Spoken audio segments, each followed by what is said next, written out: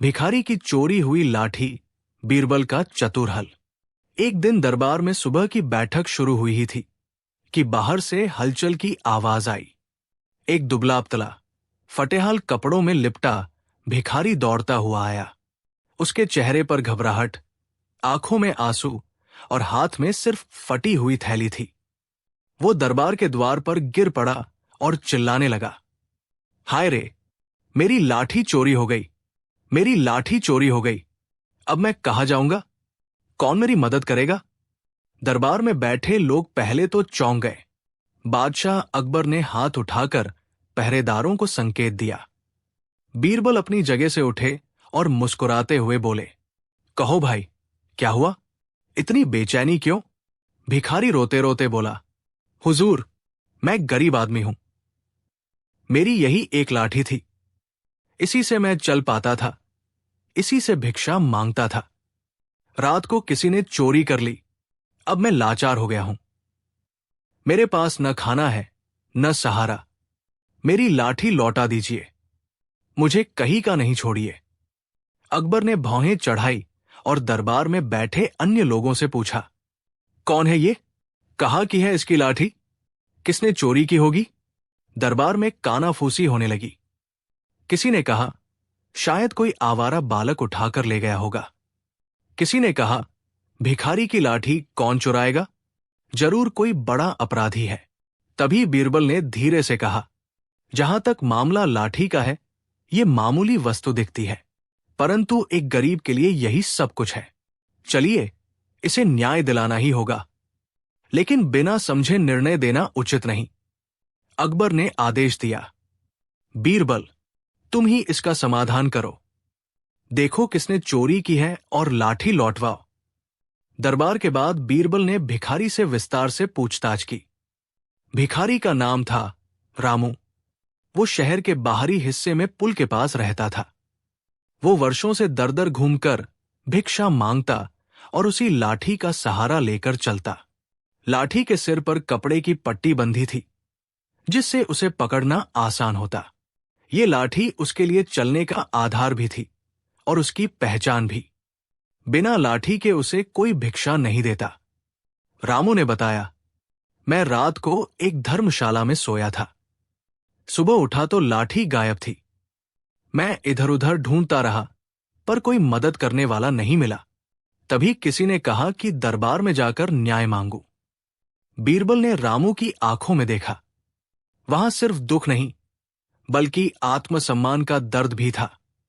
बीरबल बोले, तुम चिंता मत करो, हम तुम्हारी लाठी खोज निकालेंगे, लेकिन पहले मुझे कुछ बातें बताओ।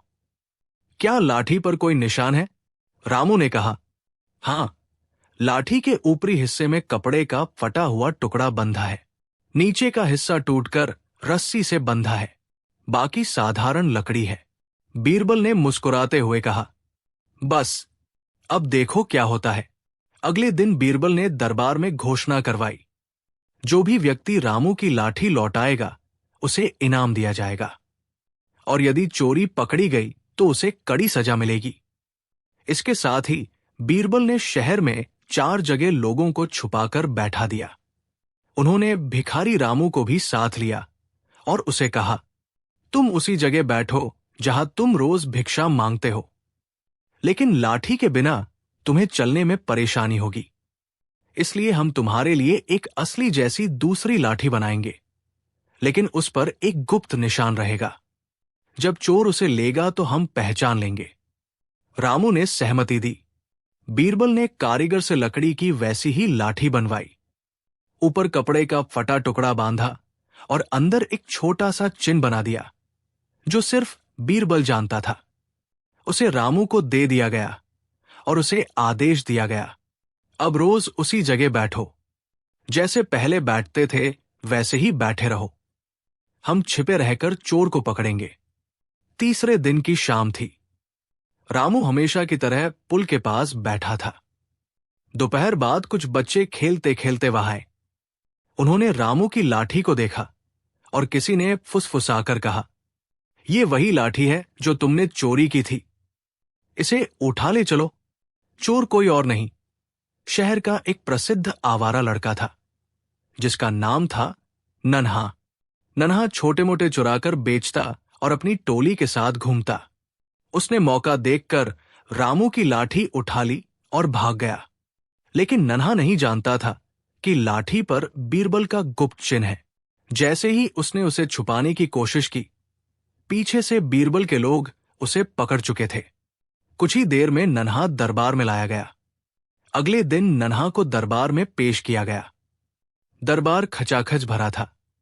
अकबर ने पूछा, तुम पर आरोप है कि तुमने भिखारी की लाठी चुराई, क्या तुम स्वीकार करते हो?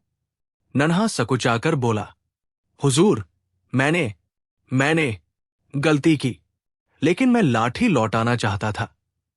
दरबार में सन्नाटा छा गया। लोग फुसफुसाने लगे। अकबर ने बीरबल की तरफ देखा। बीरबल ने अपनी जेब से वही लाठी निकालकर सामने रख दी। ऊपर कपड़े की फटी पट्टी, नीचे बंधी रस्सी और अंदर गुप्त चिन्ह। बीरबल बोले, हुजूर, यही वही लाठी है। इस पर अंदर की तरफ मेरा चिन्ह है। नन्हा ने इसे छुपा कर रखा था। यह अपराध सिद्ध हो गया। अकबर ने गंभीर स्वर में कहा, नन्हा, चोरी अपराध है, लेकिन पहली बार की गलती है। सजा भी उचित होनी चाहिए। क्या तुम पछताते हो? नन्हा की आंखें भर आई। वो रोते हुए बोला, हुजूर, मैं गलती मानता हूं। मैं लालच में आ गया। अब से चोरी नहीं करूंगा। दरबार में सभी सोच रहे थे कि नन्हा को कारावास या दंड मिलेगा, पर बीरबल ने मुस्कुराकर कहा, हुजूर, अपराध केवल सजा से नहीं बल्कि सुधार से भी मिटता है। मेरा प्रस्ताव है कि नन्हा को एक काम दिया जाए। उसे रामू की सेवा का कार्य सौंपा जाए। वो रोज रामू के साथ रहेगा, उसकी मदद करेगा और उसका सहारा बनेगा। इससे उसका मन भी सुधरेगा और समाज को भी लाभ मिलेगा। अकबर ने प्रस्ताव स्वीकार कर लिया। उन्होंने नन्हा से पूछा, क्या तुम ये कार्य स्वीकार करते हो? नन्हा ने सिर झुकाकर कहा, जी, मैं स्वीकार करता हूं। रामू की आंखों में आंसू आ गए। वो बोला, मैं गरीब जरूर हूं, पर मेरा दिल बड़ा है। मैं नन्हा को माफ करता हूं। वो मेरी मदद करेगा तो मुझे भी अच्छा लगेगा। कुछ दिनों में नन्हा ने रामू की सेवा में अपना मन लगा दिया। वो उसकी लाठी पकड़कर चलाता, उसके लिए खाना लाता और लोगों से कहता, ये मेरे पिता समान है। धीरे धीरे नन्हा बदल गया। उसका मन अपराध से सेवा की ओर मुड़ गया। शहर में लोग कहते, देखो, चोरी करने वाला लड़का अब सेवा में लग गया। ये सब बीरबल की चतुराई का परिणाम है। बादशाह अकबर ने दरबार में बीरबल की प्रशंसा की। तुमने केवल चोरी पकड़कर न्याय नहीं किया, बल्कि एक अपराधी को सुधारने का मार्ग भी दिखाया। यही असली बुद्धिमत्ता है। बीरबल ने विनम्रता से उत्तर दिया, जहां करुणा और बुद्धि साथ चलती है, वहां समाज में शांति और विश्वास कायम रहता है। सीख। इस कहानी से हमें ये सीख मिलती है कि छोटी चीजें भी किसी के जीवन में बड़ी भूमिका निभाती है। न्याय केवल अपराध को पकड़ना नहीं, बल्कि सुधार का अवसर देना भी है। करुणा, धैर्य और बुद्धि से कठिन समस्याओं का समाधान किया जा सकता है। किसी की मदद करना और गलती करने वाले को सही रास्ते पर लाना सबसे बड़ा धर्म है। अब रामू रोज अपनी लाठी के साथ मुस्कुराता है और नन्हा उसके साथ सेवा करते हुए शहर में आदर्श बन गया है। और दरबार में जब भी किसी समस्या का समाधान चाहिए होता है, बादशाह अकबर मुस्कुराकर कहते हैं, बीरबल, फिर तुम्हारी बुद्धि की जरूरत है। बीरबल हंसते हैं और कहते हैं, हुजूर, जहां समस्या होगी वहां समाधान भी होगा, बस धैर्य और समझ चाहिए। व्यापारी की दुकान पर आया भूत बीरबल की चालाकी। आगरा नगरी में व्यापारियों की बहुत भीड़ रहती थी। वहां हर तरह का सामान बिकता था, मसाले, अनाज, कपड़ा, आभूषण, फल सब्जी और औषधियां। शहर की गलियों में दिन भर शोर शराबा बना रहता। लेकिन पिछले कुछ दिनों से एक अजीब समस्या ने सबको परेशान कर रखा था। व्यापारी की दुकान पर भूत आने की चर्चा फैल गई थी। लोग डरकर दुकानों से दूर रहने लगे थे। ये कहानी शुरू होती है एक व्यापारी से, जिसका नाम था धनपाल सेठ। वो मसाले और औषधि बेचता था। उसकी दुकान सबसे बड़ी थी और शहर में उसका बड़ा मान सम्मान था। लेकिन एक दिन से सब बदल गया। धनपाल सेठ ने बताया कि रात के समय उसकी दुकान पर अजीब आवाजें आती थी। कभी शीशे टूटते, कभी बर्तन गिरते, कभी छाया चलती। कई बार उसने अपने ग्राहकों को दुकान के पास आते देखा, लेकिन अंदर जाते ही डरकर भाग जाते। वो घबराकर कई बार दरवाजा बंद करके सोता, लेकिन सुबह देखता कि सामान बिखरा पड़ा है, कुछ चीजें गायब ही हो गई थी। धनपाल ने अपने नौकरों से कहा, यह भूत का काम है, कोई मनुष्य ऐसा नहीं कर सकता। नौकर डर गए, कुछ ने तो नौकरी छोड़ दी। शहर में खबर फैल गई कि धनपाल की दुकान पर भूत निवास कर रहा है। कोई ग्राहक दुकान के पास नहीं आता। व्यापार ठप हो गया। धनपाल परेशान होकर बादशाह अकबर के दरबार पहुंचा। दरबार में धनपाल हाथ जोड़कर खड़ा हुआ और बोला, हुजूर, मेरी दुकान पर भूत का साया है। रात को सामान बिखरता है, लोग डरते हैं, व्यापार बंद हो गया है। अब मेरा परिवार कैसे चलेगा? कृपया मदद करें। दरबार में हड़कंप मच गया। कुछ दरबारी हंस पड़े, लेकिन अकबर ने गंभीर होकर कहा, धनपाल, डरने की बात नहीं है, हम न्याय देंगे। बीरबल, तुम इसकी सहायता करो। पता लगाओ कि ये भूत है या कोई मनुष्य जो डर फैलाकर फायदा उठा रहा है। बीरबल मुस्कुराए और बोले, हुजूर, भूत हो या मनुष्य, डर वही फैलाता है जो मनुष्य के मन में रहता है। मैं इसका रहस्य जानकर लाऊंगा। धैर्य रखिए। अगले दिन बीरबल स्वयं धनपाल की दुकान पर पहुंचे। वहां लोगों ने उन्हें देखकर राहत की सांस ली। बीरबल ने दुकान का हर कोना देखा। शेल्फ, तिजोरी, बर्तन, तेल के मटके, मसाले की बोरी, सब जगह बिखराव था, लेकिन कोई स्पष्ट निशान नहीं। उन्होंने ध्यान से देखा कि कुछ बर्तनों के गिरने के पीछे लकड़ी की पतली छड़ें थी। कहीं कहीं पैरों के निशान भी मिटाए गए थे। ये देखकर बीरबल ने मन में कहा, यह कोई चालाक आदमी है जो भूत का डर दिखाकर दुकान का नुकसान कर रहा है। बीरबल ने धनपाल से पूछा, क्या आपके पास कोई शत्रु है जो व्यापार से जलता हो? धनपाल ने कुछ नाम लिए। कुछ प्रतिस्पर्धी व्यापारी थे, कुछ ईर्ष्यालु लोग। बीरबल ने अपने गुप्तचर बुलाए और आसपास के लोगों से पूछताछ की। पता चला कि रात के समय दुकान के पीछे की गली में कुछ संदिग्ध लोग दिखे थे। उन्हें शक हुआ कि शायद कोई गिरोह डराकर चोरी कर रहा है। अगली रात बीरबल ने दुकान के पास अपने विश्वस्त सैनिकों को छुपाकर बैठा दिया। स्वयं उन्होंने साधारण वस्त्र पहनकर एक व्यापारी का भेष बनाया। उन्होंने दुकान के भीतर जाल लगाया। सामान को कुछ देर में रखकर आसपास पतली रस्सियों से जोड़ दिया। छत से कुछ घंटियां भी लटकाई ताकि हल्की हलचल पर आवाज हो जाए। दरवाजे पर एक नकली दरवाजा लगाया जो बाहर से बंद लगे लेकिन अंदर से खुलता हो। उन्होंने धनपाल से कहा, आज रात तुम चिंता मत करो, मैं यही रहूंगा। बस धैर्य रखो और किसी आवाज पर घबराना नहीं। धनपाल ने पहली बार राहत महसूस की। रात के दूसरे प्रहर में दुकान के बाहर हल्की सरसराहट हुई। एक छाया धीरे धीरे दरवाजे की कुंडी खोलती है। अंदर आते ही रस्सी हिलती है, घंटियां बजती है, पर छाया घबराती नहीं। वो अंदर घुसकर बोरी हटाने लगता है। तभी सैनिकों ने घेर लिया। वो कोई भूत नहीं बल्कि मनुष्य निकला, वही प्रतिस्पर्धी व्यापारी गजानन और उसके दो साथी। गजानन घबराकर बोला, हमें छोड़ दो, हमने किसी को नुकसान नहीं पहुंचाना चाहा, बस डर दिखाकर दुकान खाली करवा देना चाहते थे ताकि हमारी बिक्री बढ़े। धनपाल गुस्से से लाल हो गया। तुमने मेरे परिवार को भूखा मरने पर मजबूर कर दिया, ये अपराध है। सैनिकों ने उन्हें बांध लिया। अगले दिन दरबार में उन्हें पेश किया गया। दरबार में अकबर ने गजानन से पूछा, तुमने भूत बनकर व्यापारियों को डराया, ये अपराध है। क्या तुम स्वीकार करते हो? गजानन सिर झुकाकर बोला, हुजूर, हाँ, हमने गलती की। लालच में अंधे हो गए थे। व्यापार बढ़ाना चाहते थे, लेकिन गलत रास्ता अपनाया। दरबार में सन्नाटा था। अकबर ने बीरबल से कहा, अब बताइए, उचित सजा क्या हो? बीरबल ने कहा, हुजूर, अपराधी को केवल दंड देना पर्याप्त नहीं। यदि हम उसे सुधारने का अवसर देंगे तो समाज को लाभ होगा। मेरा प्रस्ताव है कि गजानन और उसके साथियों को सार्वजनिक रूप से क्षमा मांगने और फिर व्यापार में ईमानदारी से काम करने का आदेश दिया जाए। साथ ही उन्हें नुकसान की भरपाई करनी होगी।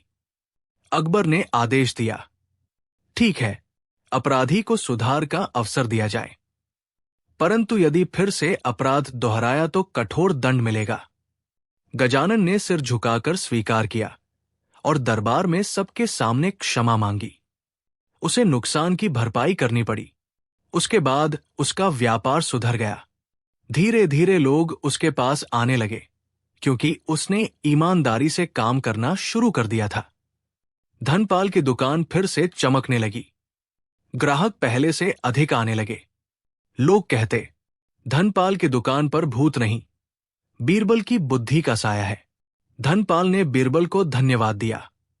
उसने कहा, बीरबल जी, आपने न केवल मेरी दुकान बचाई, बल्कि समाज को सही रास्ता भी दिखाया।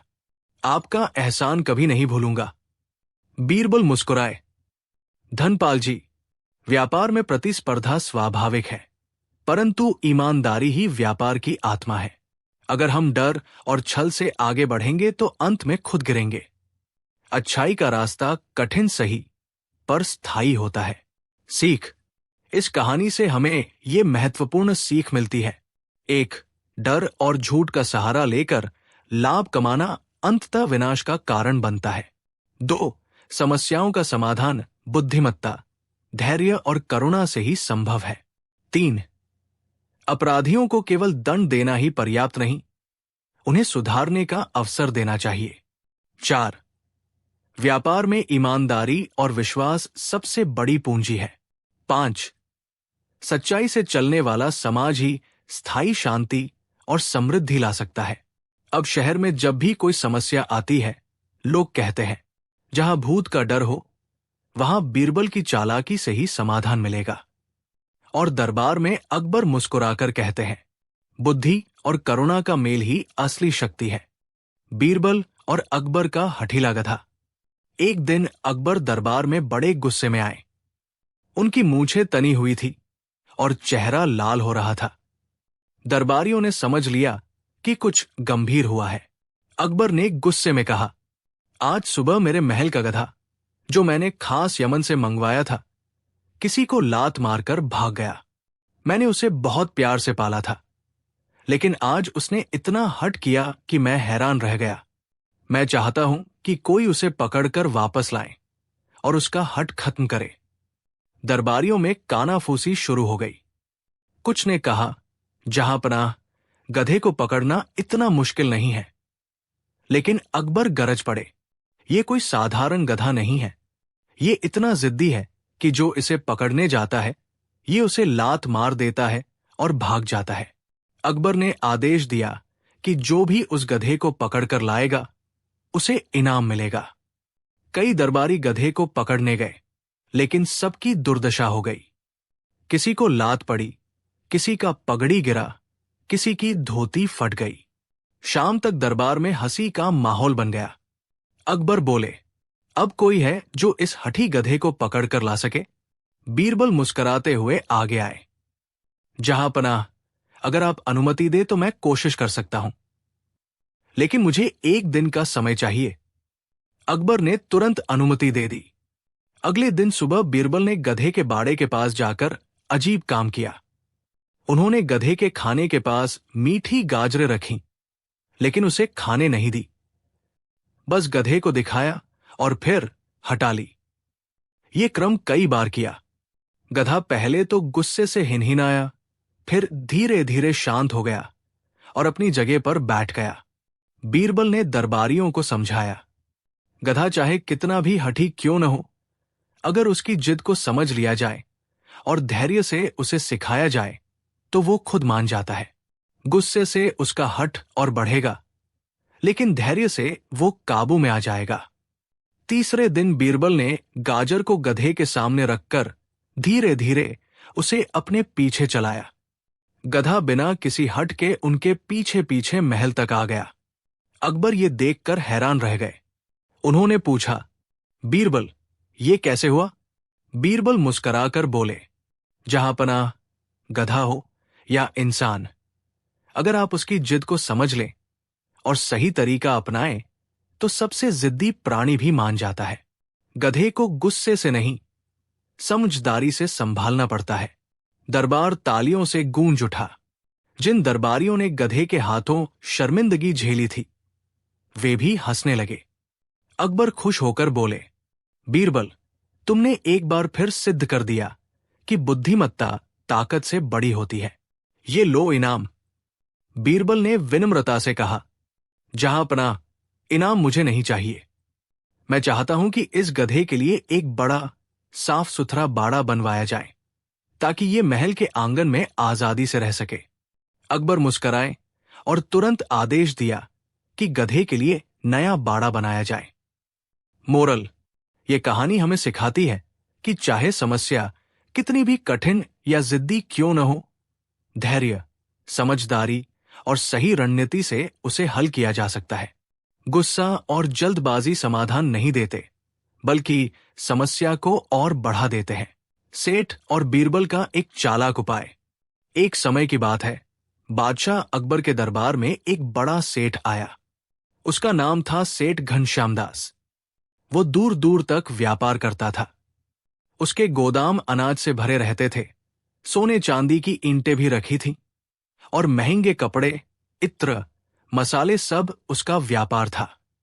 लेकिन उसके चेहरे पर चिंता की लकीरें साफ दिखाई दे रही थी।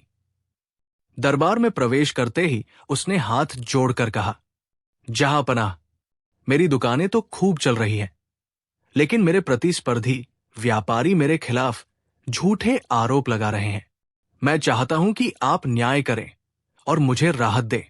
अकबर ने गंभीरता से कहा, सेठ घनश्याम दास, दरबार न्याय के लिए ही है, परंतु बिना सबूत के हम किसी पर विश्वास नहीं कर सकते।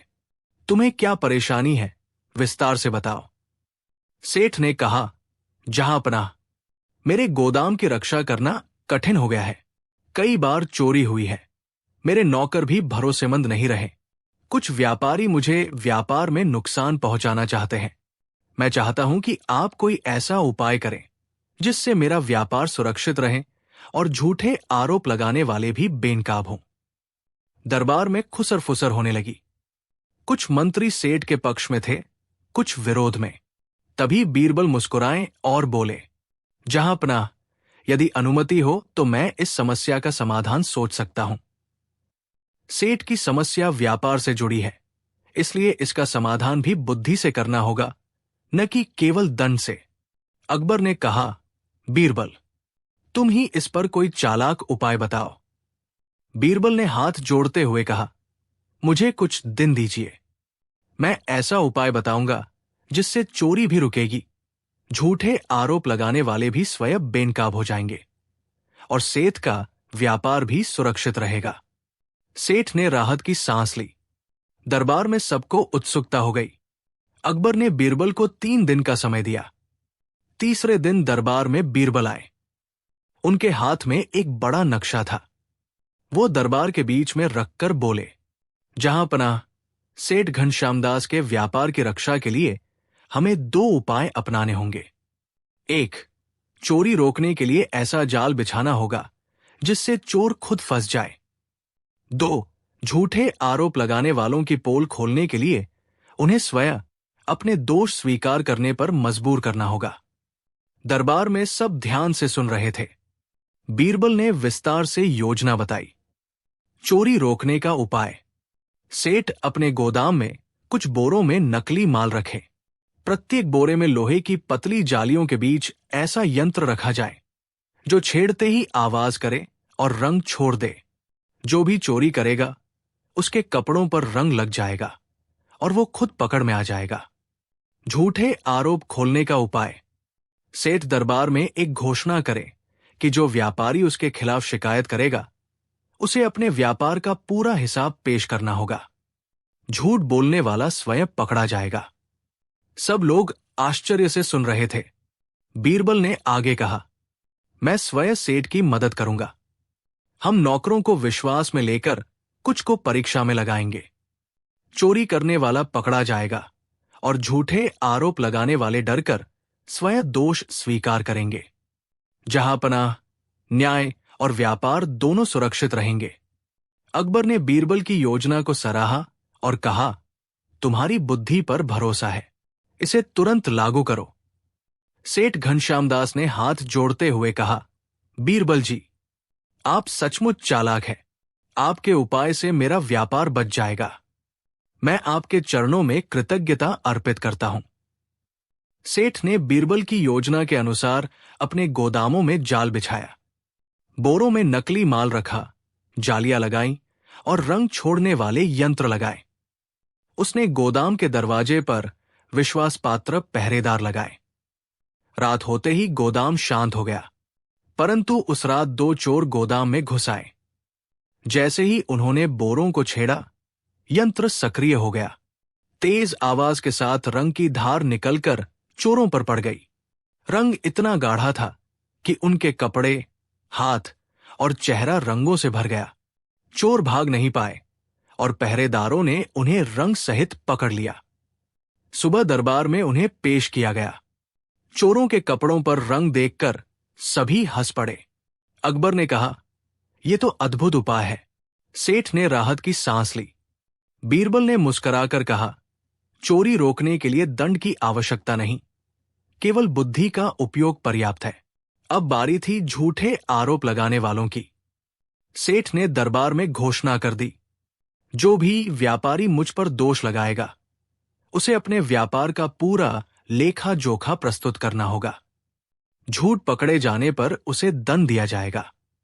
कुछ व्यापारी जो सेठ से ईर्ष्या रखते थे, पहले तो पीछे हटे, लेकिन 2 व्यापारी, हरिदास और मलिक चंद, आगे आए। उन्होंने कहा, हमें पूरा हिसाब पेश करने में कोई डर नहीं। बीरबल ने तुरंत उन्हें बुलाया और कहा, ठीक है, आपके गोदामों की जांच की जाएगी। यदि कोई झूठ पाया गया तो कानून अनुसार कार्यवाही होगी। जांच में पता चला कि हरिदास ने अपने व्यापार का बड़ा हिस्सा छिपाया हुआ था। मलिक चंद के गोदाम में नकली माल भरा मिला। दोनों व्यापारी शर्म से सिर झुका बैठे। उन्होंने स्वीकार किया कि वे सेठ को बदनाम कर अपना लाभ बढ़ाना चाहते थे। दरबार में सबकी आंखें खुल गई। अकबर ने कहा, जो झूठ फैलाकर व्यापार करना चाहता है उसका व्यापार नहीं टिकता। सेठ घनश्यामदास ने न्याय के साथ अपने व्यापार की रक्षा की है। सेठ घनश्यामदास की आंखों में आंसू आ गए। उसने कहा, जहांपनाह, बीरबल जी, आपने न केवल मेरे व्यापार की रक्षा की, बल्कि मुझे ये सिखाया कि ईमानदारी सबसे बड़ी पूंजी है। मैं अब अपने व्यापार में न्याय और सत्य का पालन करूंगा। अकबर ने कहा, सेठ, आज तुमने न्याय का साथ दिया और व्यापार में ईमानदारी अपनाने का संकल्प लिया। यही असली विजय है। बीरबल की बुद्धि से हम सबने सीख ली कि समस्या का समाधान बुद्धि और संयम से ही होता है। दरबार में तालियों की गड़गड़ाहट गूंज उठी। बीरबल ने हल्की मुस्कान के साथ कहा, जहांपनाह, याद रखिए, चोरी रोकना केवल पहरेदारों से नहीं, बल्कि चोर की मानसिकता समझकर भी संभव है, और झूठ का सामना सत्य से ही करना चाहिए। सेठ ने दरबार से विदा लेते समय प्रणाम किया और वापस अपने नगर चला गया। उसके व्यापार में फिर से उन्नति हुई।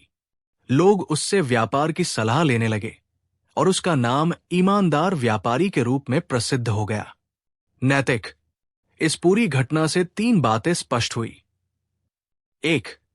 समस्या का समाधान दंड से नहीं, बुद्धि से किया जा सकता है। 2. ईमानदारी सबसे बड़ी ताकत है। 3. जो झूठ फैलाते हैं वे स्वयं फंस जाते हैं।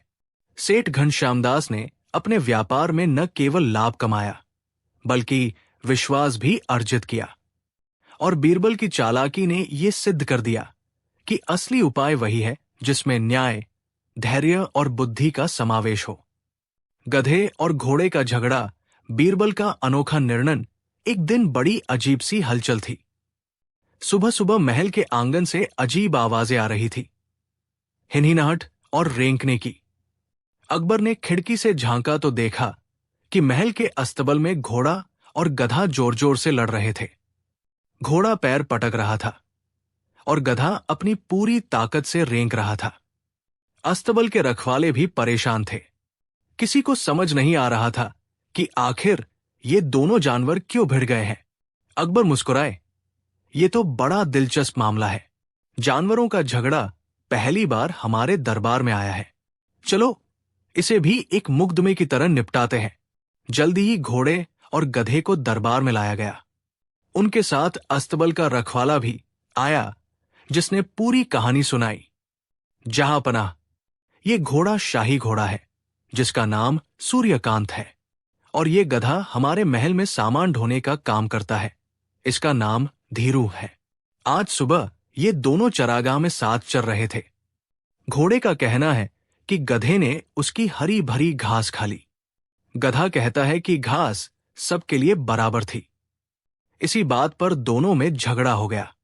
दरबार में ठहाका लगा।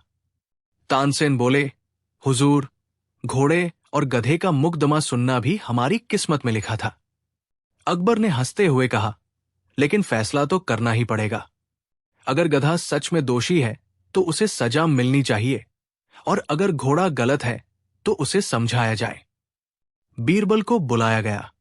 वो दरबार में आए और पूरे मामले को ध्यान से सुना। फिर उन्होंने दोनों जानवरों को ध्यान से देखा। घोड़ा शाही अंदाज में सिर ऊंचा करके खड़ा था, जैसे कह रहा हो, मैं ही सही हूं। गधा थोड़ा घबराया हुआ था, लेकिन उसकी आंखों में अजीब सा आत्मविश्वास भी था। बीरबल बोले, जहांपनाह, मुझे इन दोनों से अकेले में बात करनी होगी। अकबर हंस पड़े, क्या ये दोनों इंसानों की तरह बोलेंगे? बीरबल मुस्कुराए, नहीं हुजूर, लेकिन उनकी हरकतों से सच बाहर आ जाएगा। बीरबल दोनों को अस्तबल में ले गए। वहां उन्होंने दो अलग अलग ढेर में हरी हरी घास रखवाई। एक ढेर थोड़ा सूखा था, दूसरा ढेर ताजा और हरा भरा। फिर उन्होंने घोड़े और गधे को दूर बांध दिया और कहा, अब इन दोनों को छोड़ दो, देखते हैं कौन किस ढेर की घास खाता है। जैसे ही दोनों को छोड़ा गया, गधा तुरंत ताजी घास की ओर भागा और खाने लगा। घोड़ा कुछ देर देखता रहा, फिर उसने वही घास खाई जो बची थी, यानी थोड़ी सूखी। बीरबल मुस्कुराए।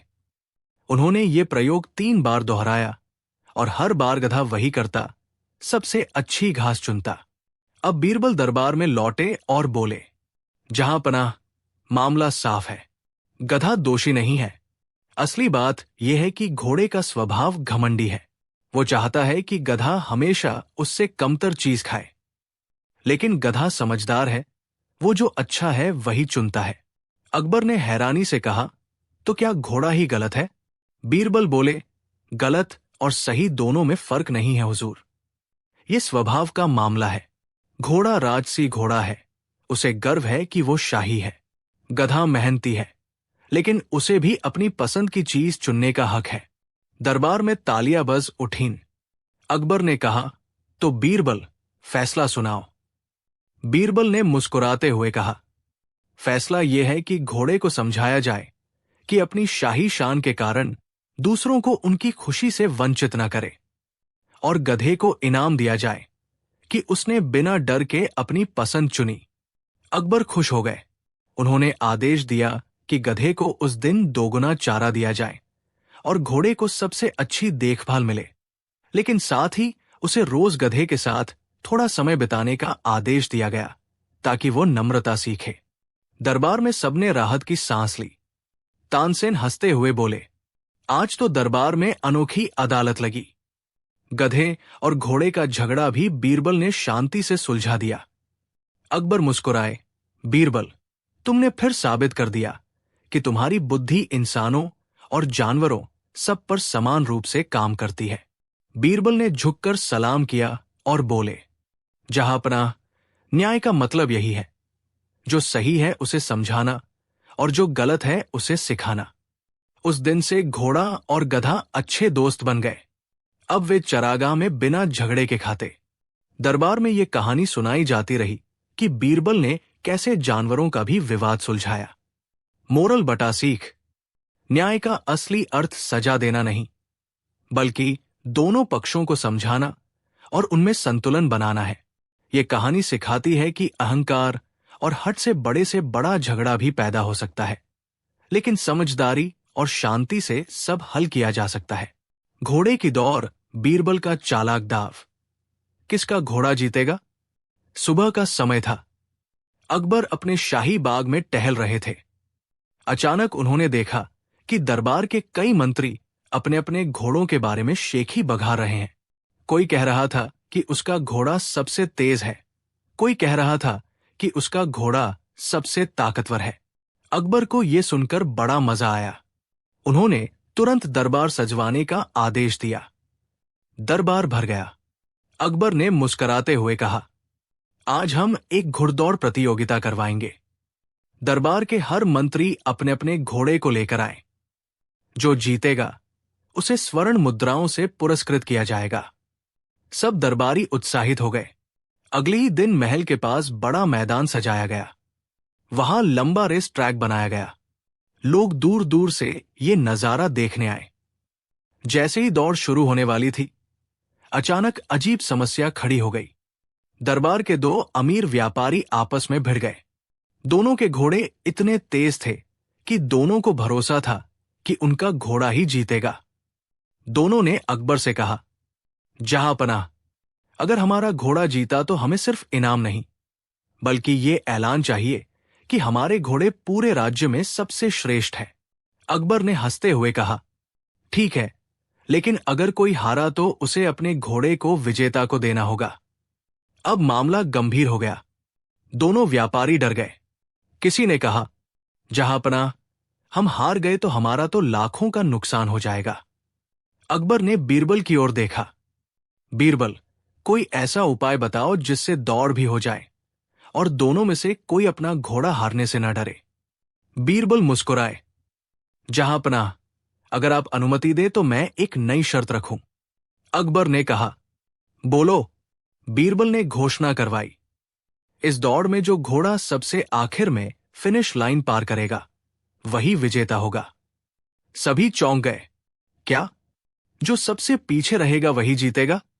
बीरबल ने हंसकर कहा, जी हां, इस बार घोड़ों को नहीं, सवारों को अपनी समझदारी दिखानी होगी। दौड़ शुरू हुई, लेकिन घोड़ों को आगे बढ़ाने के बजाय दोनों व्यापारी अपने अपने घोड़े को रोकने लगे। कोई लगाम खींच रहा था, कोई घोड़े को बैठाने की कोशिश कर रहा था। लोग ठहाके लगाने लगे, लेकिन थोड़ी देर बाद दोनों थक गए। उन्हें समझ नहीं आ रहा था कि आखिर कैसे सबसे पीछे रहें। तभी बीरबल धीरे से दोनों के पास गए और कान में कुछ कहा। बीरबल ने कहा, तुम दोनों अपने घोड़ों पर जगह बदल लो, एक दूसरे के घोड़े पर बैठ जाओ। अब दौड़ शुरू करो और पूरी ताकत से दौड़ाओ, क्योंकि जो घोड़ा सबसे बाद में पहुंचेगा वो दूसरे का घोड़ा होगा और हारने पर तुम्हें अपना घोड़ा उसे देना पड़ेगा। दोनों को बात समझ में आ गई। तुरंत उन्होंने घोड़ों की अदला-बदली की और जीजान से दौड़ लगाने लगे। अब दोनों अपने पूरे दम से दूसरे के घोड़े को जिताने की कोशिश कर रहे थे। नतीजा ये हुआ कि दौड़ अब मजेदार और तेज हो गई। मैदान में धूल उड़ने लगी। लोग तालियां बजाने लगे। आखिरकार एक घोड़ा सबसे बाद में फिनिश लाइन पार कर गया, लेकिन इस बार कोई दुखी नहीं था। दोनों व्यापारी हंसने लगे क्योंकि उनके असली घोड़े जीत गए थे। अकबर ने कहा, वाह बीरबल, तुमने दौड़ को सबसे मनोरंजक बना दिया। यहां सबको डर था कि हारने पर घोड़ा खो जाएगा, लेकिन तुम्हारी समझदारी से दोनों जीत गए। बीरबल ने विनम्रता से कहा, जहांपनाह, कभी कभी समस्या का हल उल्टा सोचने से निकलता है। जब हारने का डर सबसे बड़ा हो तब जीतने की इच्छा भी सबसे बड़ी बन जाती है। कभी कभी जीतने के लिए हमें सोच का तरीका बदलना पड़ता है। जब हम डर के बजाय समझदारी से काम लेते हैं, तभी असली जीत मिलती है। बाजार की औरतें और बीरबल की समझदारी। एक दिन का अजब किस्सा। सुबह का समय था। अकबर का महल सुनहरी किरणों से चमक रहा था। बादशाह नाश्ते के बाद टहलने निकले ही थे कि दरबार में एक हंगामा मच गया। महल के बाहर से आवाजें आ रही थी। कोई ऊंची आवाज में शिकायत कर रहा था, कोई हंस रहा था। सैनिक दौड़ते हुए आए और कहा, जहांपनाह, शहर के बाजार की कई औरतें एक साथ महल में आई हैं। सबके चेहरे लाल लाल गुस्से से तप रहे हैं। वे कह रही है कि आज वे अपने लिए इंसाफ लेकर ही जाएंगी। अकबर को बड़ा आश्चर्य हुआ। उन्होंने दरबार सजवाया और सब औरतों को बुलवाया। कुछ ही देर में दरबार में लगभग 10-15 औरतें आई। किसी ने सिर पर पोटली बांधी थी, किसी के हाथ में सब्जियों की टोकरी थी, किसी ने छोटे बच्चों को गोद में उठा रखा था। दरबार में आते ही सबने एक साथ बोलना शुरू कर दिया, जहांपनाह, हमारा रोज का बाजार का काम बिगड़ गया है। हमारी दुकान से कोई सामान उधार ले जाता है और पैसे नहीं देता। हम में से कोई किसी से बहस करता है तो दूसरे दिन पूरी गली हमें चिढ़ाती है। दरबार में एकदम कोलाहल मच गया। अकबर ने हाथ उठाकर सबको शांत होने का इशारा किया। ठहरो, एक एक करके बोलो, क्या समस्या है? तभी एक बुजुर्ग औरत आगे आई। जहांपनाह, हमारे बाजार में एक अजीब आदत चल पड़ी है। हर औरत अपने पड़ोसी की चुगली करती है, झगड़ा करती है और अंत में सब मिलकर हंसती भी है। इससे हमारा काम धंधा रुक जाता है। आज हमें कोई हल चाहिए। दरबार में ये सुनकर सब दरबारी मुस्कुरा दिए। अकबर भी हंसे। तो ये मामला झगड़े का है या हंसी का? तभी बीरबल धीरे से बोले, जहांपनाह, ये मामला सिर्फ झगड़े का नहीं, ये बाजार की शांति का मामला है। अगर इसे हल न किया गया तो धीरे धीरे पूरा मोहल्ला एक दूसरे का दुश्मन बन जाएगा। अकबर ने बीरबल से कहा, तो फिर बीरबल, आज हम देखना चाहते हैं कि तुम्हारी समझदारी इस झगड़े को कैसे खत्म करती है। तुम्हें पूरा एक दिन मिलता है। कल तक ये बाजार फिर से शांत होना चाहिए। बीरबल मुस्कुराए, जहांपनाह, आपका हुक्म सराखों पर, लेकिन मुझे थोड़ी आजादी चाहिए। मैं इन औरतों को खुद संभालूंगा। अकबर ने अनुमति दे दी। अगले ही दिन बीरबल आम आदमी का भेष धरकर बाजार पहुंचे। सिर पर गमछा बांधा, साधारण कपड़े पहने और सब्जी की टोकरी उठाए घूमने लगे। उन्होंने देखा, किसी को सब्जियों के भाव पर बहस करनी है, कोई अपनी पड़ोसन को नीचा दिखाने के लिए ऊंची आवाज में बोल रहा है। औरतें हंसते हंसते एक दूसरे की बातें उछाल रही है। बीरबल एक दुकान पर खड़े होकर बोले, अरे वाह, यहां तो बड़ा मजेदार बाजार है। यहां तो हर किसी की बात मुफ्त में सुनने को मिलती है। ये सुनकर सब औरतें हंस पड़ी। तभी बीरबल ने अचानक गंभीर होकर कहा, लेकिन मुझे एक बात समझ नहीं आती। अगर ये झगड़े ऐसे ही चलते रहे तो कल को कोई चोरी हो जाए तो कौन बताएगा कि चोर कौन था? सबको तो सिर्फ झगड़ा करना आता है। सब चुप हो गई। बीरबल ने गली के बीच में जाकर ऊंची आवाज में कहा, सुनो सुनो, कल रात मैंने यहां एक आदमी को देखा था जो किसी के घर की खिड़की में हाथ डाल रहा था, लेकिन मुझे याद नहीं कि वो किसके घर के पास था। अगर तुम सब ऐसे झगड़ोगी तो मैं कभी पहचान नहीं पाऊंगा कि चोर कौन था। ये सुनते ही सब औरतें सतर्क हो गई। किसी ने कहा, अगर चोरी होने लगी तो हमारा नुकसान होगा। दूसरी बोली, तो हमें मिलकर गली की रखवाली करनी चाहिए। बीरबल मुस्कुराए, बिल्कुल, अगर तुम सब साथ में बैठकर योजना बनाओगी तो न सिर्फ चोरी रुकेगी बल्कि तुम सबके रिश्ते भी सुधरेंगे। औरतों को बात समझ में आ गई। सबने तय किया कि रोज शाम को थोड़ी देर के लिए सब गली में बैठेंगी और अगले दिन का काम बांटेंगी। चुगली करने की बजाय सब हंसकर अपने अपने काम पर ध्यान देंगी। अगले दिन बीरबल दरबार पहुंचे। अकबर ने पूछा, तो बीरबल, तुम्हारा बाजार का प्रयोग सफल हुआ या नहीं? बीरबल मुस्कुराए, जहांपनाह, आज बाजार में झगड़े की जगह हंसी और काम की बातें हो रही है।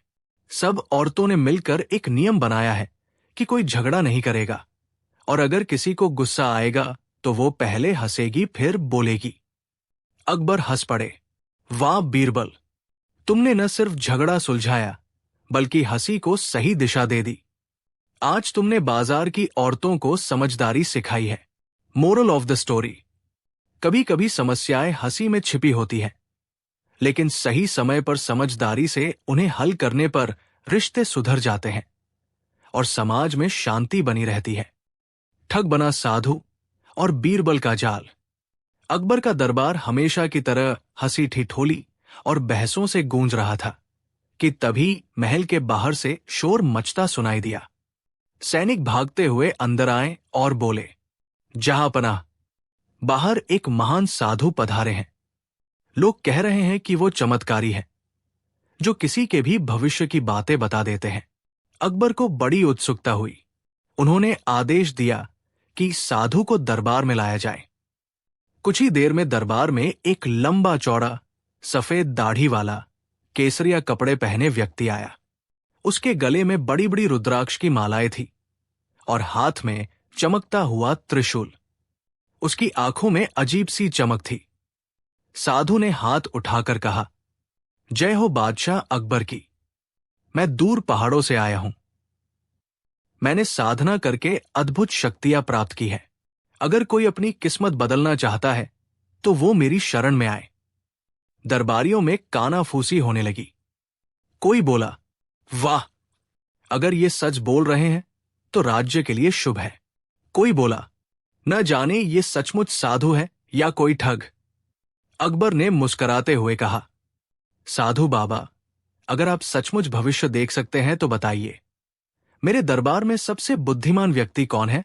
साधु ने अपनी आंखें बंद की, कुछ मंत्र बुदबुदाए और फिर बोले, जहांपनाह, आपके दरबार में सबसे बुद्धिमान व्यक्ति वही है जो आपके दाएं हाथ बैठा है। सबने देखा, वहां बीरबल बैठे थे। दरबार में हंसी गूंज गई। अकबर ने मजाक में कहा, ये तो सब जानते हैं बाबा, इसमें क्या खास बात हुई?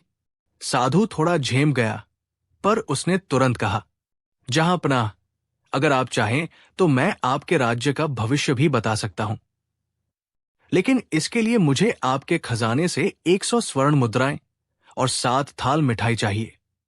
बीरबल ने यह सुनते ही भौहें चढ़ा ली। उसने सोचा, सच्चा साधु कभी अपने लिए धन नहीं मांगता। ये व्यक्ति जरूर कोई ठग है जो लोगों की आस्था का फायदा उठा रहा है। बीरबल ने अकबर से कहा, जहांपनाह, कोई भी साधु अगर असली है तो वो बिना धन लिए भी सत्य बोलेगा। मुझे 1 दिन दीजिए, मैं इसका असली चेहरा सामने लाऊंगा। अकबर ने हंसते हुए कहा, ठीक है बीरबल, लेकिन ध्यान रहे, अगर ये सचमुच साधु हुआ और तुमने इसका अपमान किया तो तुम्हें ही सजा मिलेगी। बीरबल ने सैनिकों से कहा कि साधु को महल में ही रुकने की व्यवस्था की जाए। रात को बीरबल ने अपनी योजना बनाई। वो चुपके से अपने कुछ विश्वस्त लोगों के साथ महल के पिछवाड़े पहुंचा। वहां उसने गड्ढा खुदवाया और उसमें एक नकली खजाने की पोटली दबा दी। पोटली में पत्थर और कुछ नकली सिक्के थे। फिर उसने अपने आदमियों से कहा, कल हम साधु बाबा की परीक्षा करेंगे। अगले दिन बीरबल दरबार में पहुंचा और साधु से बोला, बाबा, अगर आप सचमुच दिव्य दृष्टि वाले हैं तो हमें बताएं, इस महल में सबसे बड़ा रहस्य कहाँ छिपा है? साधु ने आंखें बंद की, मंत्र पढ़े और फिर अचानक बोला, महल के पिछवाड़े में खजाना दबा है। अकबर चौंक गए। क्या सचमुच? बीरबल ने तुरंत सैनिकों को भेजा। सैनिकों ने खुदाई की और पोटली निकाल कर लाई। अकबर ने पोटली खोलकर देखा। उसमें कुछ नकली सिक्के और पत्थर थे। बीरबल मुस्कुराया, जहांपनाह, मैंने ये पोटली खुद दबाई थी। ये बाबा कोई साधु नहीं, बल्कि बहुत चालाक ठग है जो लोगों के दिमाग पढ़ने में माहिर है। इसने हमारे हाव भाव देखकर अंदाजा लगाया कि पिछवाड़े में कुछ दबा है। अकबर ने सख्ती से साधु से पूछा। दबाव में आने पर वो कबूल कर बैठा, जहांपनाह, मैं पहाड़ों का साधु नहीं हूं, मैं दूर के गांव का ठग हूं। मैंने सुना था कि बादशाह अकबर के दरबार में इनाम मिलते हैं, इसलिए यहां आकर ये नाटक किया। लोगों की बातों और उनके चेहरे देखकर मैं अनुमान लगाता था और भविष्यवाणी कर देता था। अकबर का चेहरा लाल हो गया। तुमने दरबार को ठगने की कोशिश की है, तुम्हें दंड मिलेगा, बीरबल ने मुस्कुराकर कहा। जहांपनाह, इसे कैद में डाल दीजिए ताकि ये फिर किसी और को धोखा न दे सके, लेकिन इसे कोई बड़ी सजा न दे। इसे मेहनत मजदूरी का काम दीजिए ताकि ये अपनी गलतियों का प्रायश्चित कर सके। अकबर ने बीरबल की बात मान ली। अकबर ने बीरबल की ओर देखा और कहा, बीरबल, अगर तुम न होते तो हम इस ढोंगी के चक्कर में फंस जाते। तुम्हारी बुद्धि और संयम से हमारा दरबार सुरक्षित बचा। बीरबल ने हाथ जोड़कर कहा, जहांपनाह, ठग चाहे साधु का वेश क्यों न धारण कर ले, सच्चाई के सामने उसका पर्दाफाश होना तय है। मोरल ऑफ द स्टोरी: धोखेबाज चाहे कितना भी चालाक हो, समझदारी और धैर्य से उसकी चाल को पकड़ा जा सकता है। सच्चाई हमेशा जीतती है। बीरबल और 7 झूठी घंटियां। दिल्ली का लाल किला उस दिन किसी त्योहार से कम नहीं दिख रहा था। शाही बागीचे में गुलाब और चमेली ने अपने सुगंध से वातावरण को भर रखा था। फव्वारे की बूंदें जैसे सितारों की तरह चमक रही थी और मोरजुड़ियां अपनी पूंछें फैलाकर अचीर सी अदाएं दिखा रही थी। अकबर सिंहासन पर बैठे थे, पर आज उनका चेहरा थोड़ी सी उलझन में था। वे बार बार अपनी अंगुली से घंटी के आकार वाली किसी चीज को छूते और फिर वापस रख देते। पास में खड़ा बीरबल चाय की प्याली देकर मुस्कुरा रहा था, पर उसकी आंखें भी किसी नई मुस्कान के लिए तैयार थी। अकबर ने धीरे से कहा, बीरबल, कल रात जब मैं नींद से उठा तो मेरे महल की 7 पुरानी घंटियां गायब मिली। ये सिर्फ साधारण घंटियां नहीं, इन पर बुजुर्ग शऊर की मुहर है। इन घंटियों का संगीत हमारे राज पर शांति बनाए रखता है। मुझे शक है कि कोई शरारती इरादे से इन्हें छिपा कर रखा गया है। बीरबल ने आंखें चमकाकर पूछा, जहांपनाह, क्या आप चाहते हैं कि मैं इन घंटियों का पता लगाऊं?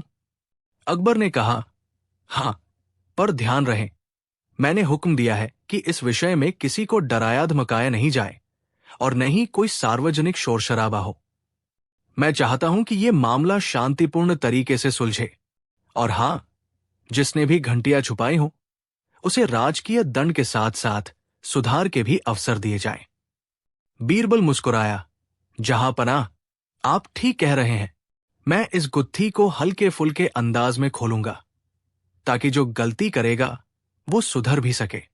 बीरबल ने सबसे पहले दरबार के हर कोने की जांच करवाई, लेकिन घंटियां कहीं भी नहीं मिली। उसने सिपाहियों से पूछा, नौकरों से पूछताछ करवाई और पास के दुकानदारों से भी पूछा। किसी ने कुछ नहीं देखा, पर एक नौकर ने फुसफुसाकर कहा, महाराज, कल रात मैंने बाग में कुछ अजीब सी आवाज सुनी, मानो कोई धीरे धीरे घंटियां सी बजा रहा था, पर फिर वो रुक गई।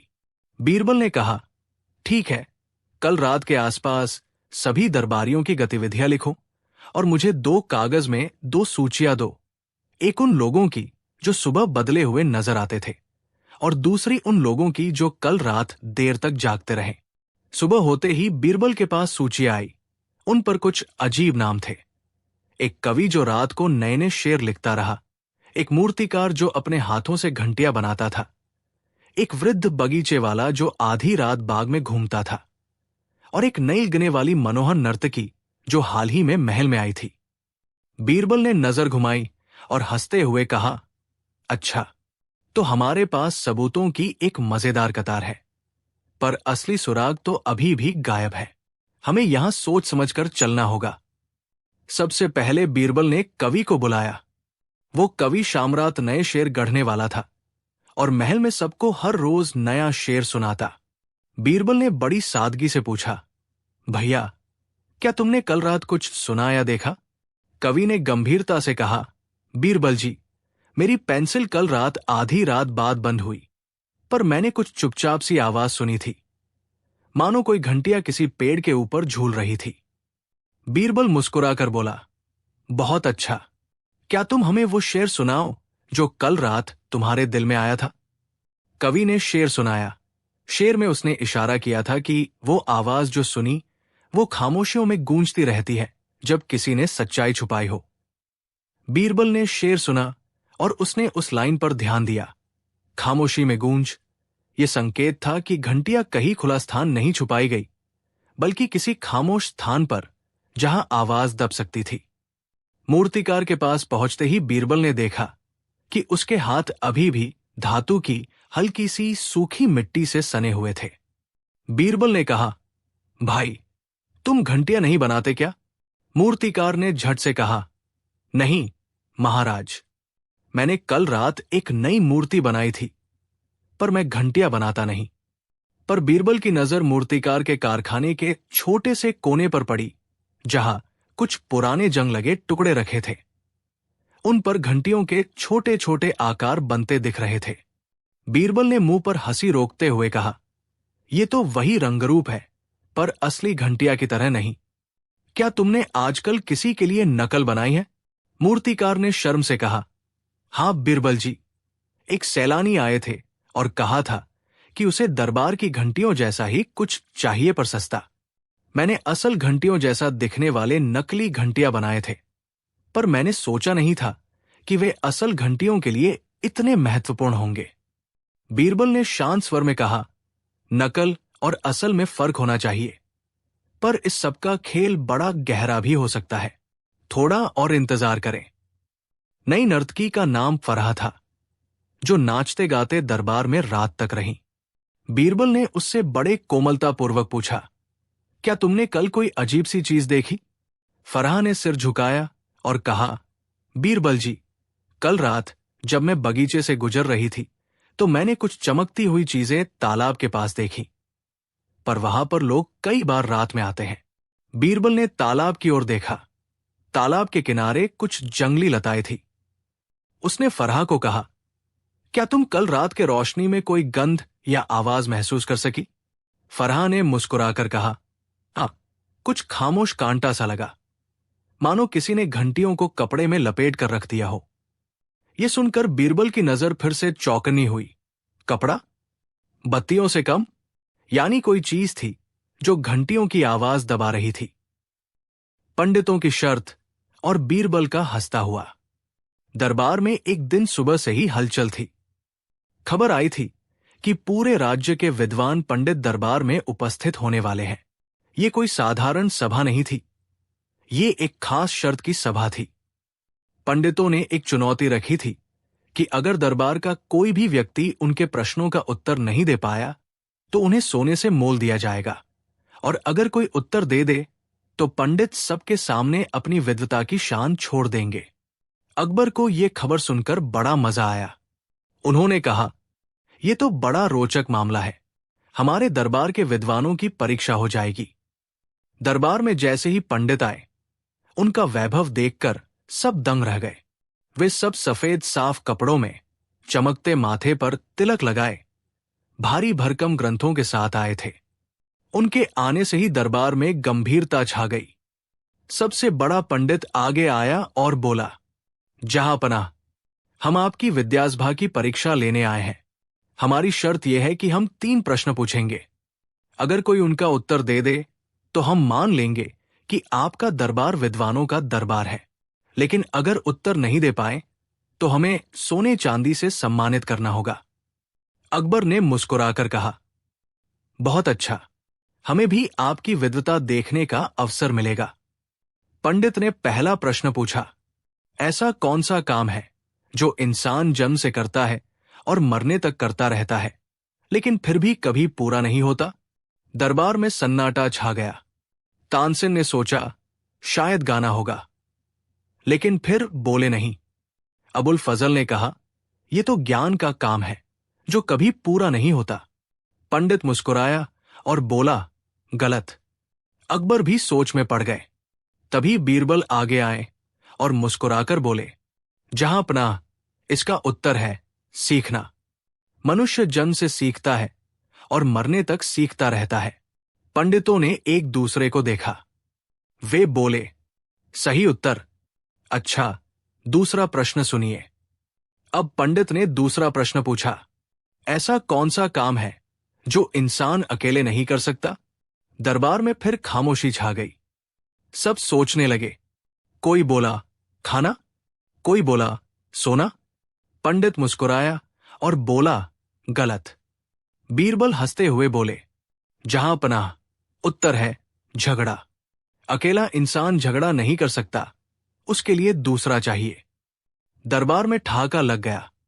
पंडितों के चेहरे पर हल्की चिंता आई। अब तीसरा प्रश्न सबसे कठिन था। पंडित ने गंभीर स्वर में पूछा, दुनिया की सबसे बड़ी सच्चाई क्या है जिसे जानकर भी इंसान डरता है? ये प्रश्न सुनते ही दरबार में गहरा मौन छा गया। अकबर तक सोच में पड़ गए। सबने अलग अलग उत्तर दिए, भगवान, पाप, भविष्य। लेकिन पंडित हर उत्तर पर सिर हिलाता और कहता, गलत। अब सबकी नजरें बीरबल पर थी। बीरबल मुस्कुराए और बोले, जहां पनाह, दुनिया की सबसे बड़ी सच्चाई है मृत्यु। हर कोई जानता है कि एक दिन मरना है, फिर भी डरता है। पंडितों ने तुरंत अपने ग्रंथ खोले और देखा। उनका चेहरा उतर गया। सबसे बड़े पंडित ने हाथ जोड़कर कहा, सही उत्तर। हम आपकी विद्वता मानते हैं। अकबर बहुत प्रसन्न हुए। उन्होंने कहा, बीरबल, तुमने फिर से दरबार की लाज रख ली। तुम्हें इनाम दिया जाए।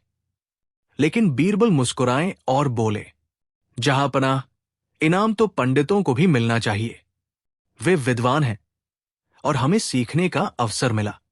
अकबर ने आदेश दिया कि पंडितों को रेशमी वस्त्र और स्वादिष्ट भोजन दिया जाए। दरबार में हंसी खुशी छा गई। पंडितों ने विदा लेते हुए कहा, आज हम हार कर भी जीते हैं क्योंकि हमें सच्चाई सुनने का अवसर मिला। अकबर हंसते हुए बोले, और हमने जीत कर भी सीखा कि विद्या का घमंड कभी नहीं करना चाहिए। बीरबल ने हंसते हुए कहा, जहां पनाह, यही तो असली विद्या है जो सबको हंसा दे और सिखा दे। मोरल बटा सीख। विद्या का उद्देश्य किसी को हराना नहीं, बल्कि सभी को हंसी खुशी सच्चाई से जोड़ना है। यह कहानी सिखाती है कि ज्ञान का घमंड करने से बेहतर है उसे सबके साथ बांटकर मुस्कान पैदा करना।